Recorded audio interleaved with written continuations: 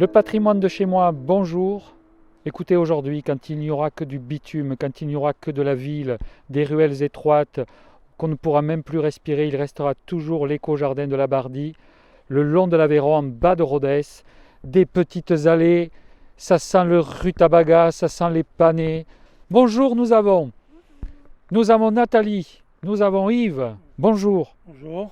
Qu'est-ce qu'il y a en ce moment au jardin? Qu'est-ce qui se passe? Qu'est-ce qu'il faut faire? Ou on laisse tout s'éteindre petit à petit? Bon, maintenant, on récolte surtout. Qu'est-ce qu'on récolte? Mais tout ce qui est poireaux, maintenant, on commence à ramasser. Puis, voilà. Ça sent la soupe un peu, non? Oui, les carottes. Alors, donc ce jardin, est-ce qu'on peut dire qu'un jardin, ça vous ressemble un petit peu? Totalement. Chaque jardin est vraiment différent en fonction des personnalités. Moi, en fait, je suis très fleur, donc j'ai beaucoup de fleurs. Yves, il n'est pas fleur, donc vous y trouverez des légumes, des patates, des haricots verts, mais pas forcément des fleurs. D'autres, en fait, ont mis aussi également de la vigne. Après, il y a tous les gens qui étaient en fait avant moi. Moi, je ne suis là que depuis 2011 sur ce jardin. J'ai des groseilliers qui ont 30 ans. Je ne sais pas si vous imaginez, mais un groseillier qui fait 2 mètres de haut, c'est vraiment... c'est que quelqu'un l'a planté il y a longtemps.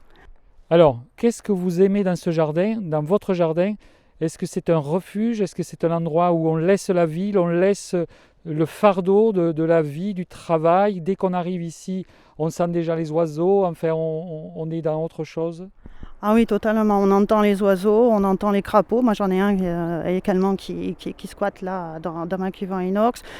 Je me suis rencontrée des fois même des lapins au milieu de mes cultures. Donc oui, quand on est attentif, ça nous permet de décompresser du boulot énormément. Et vous êtes dans une démarche un peu d'éco-jardin? Oui, parce que en fait, moi, c'est la permaculture qui m'intéresse.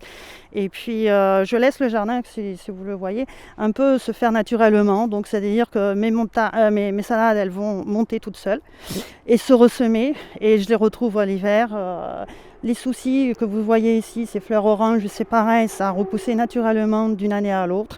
La capucine également. Donc oui, c'est important de laisser faire la nature aussi. De toute façon, il y a certains jardiniers qui désherbent systématiquement, mais quand il y a du vide, forcément, il va y avoir de la mauvaise herbe. Moi, je préfère que ce soit des fleurs. Alors on rentre. Quel est votre petit nom? Nous allions chez Michel. Alors je voulais juste recueillir votre mot, votre petite phrase. Je voulais savoir pourquoi vous venez jardiner.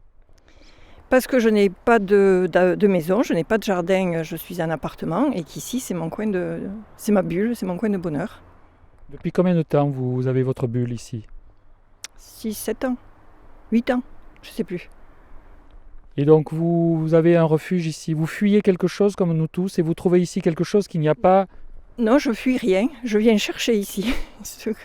Qu'est-ce qu'on y trouve ici? L'amitié, la sympathie, le partage, la relation, c'est très amical. On partage nos légumes, nos plants de légumes, c'est très sympathique. Puis on est dans un endroit magnifique, bord de l'Aveyron, les peupliers. Moi je pense qu'il faudrait construire ici parce que vous n'êtes pas en train de nous raconter le pays idéal où on aimerait tous vivre, mais il ne faudrait pas de maison alors. Si, il y a bien des petites cabanes, c'est nos petites maisons. Ça nous suffirait, on serait Robinson. J'irais tuer quelques poissons dans la rivière. Oui, des couleuvres. Et ça suffirait pour être heureux. Il manquerait quand même beaucoup de choses. Mais on a déjà le maximum ici. Christiane, je viens vous poser une seule question que je pose à tout le monde. Quel est le plaisir que vous retirez en venant ici? C'est quoi? Pourquoi vous venez là? Qu'est-ce qu'il y a ici qu'il n'y a pas ailleurs? Mais tout simplement, c'est la distraction, le renouvellement. À la maison, quand on a un petit T2, c'est tout petit. Ici, on s'aère, on voit des voisins charmants, on discute, c'est la liberté totale. Voilà. Alors Yves, je viens vers vous parce que vous vouliez me montrer quoi, Yves? Le poteau l'eau de l'Aveyron en 1981 a été monté à Sauterets. Comme quoi, les jardins ils sont bien inondables.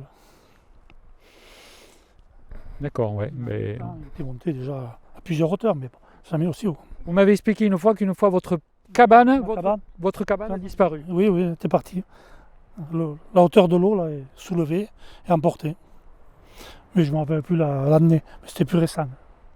Donc il y a chez le jardinier un peu de l'aventure. Il y a on ne sait pas de quoi demain sera fait.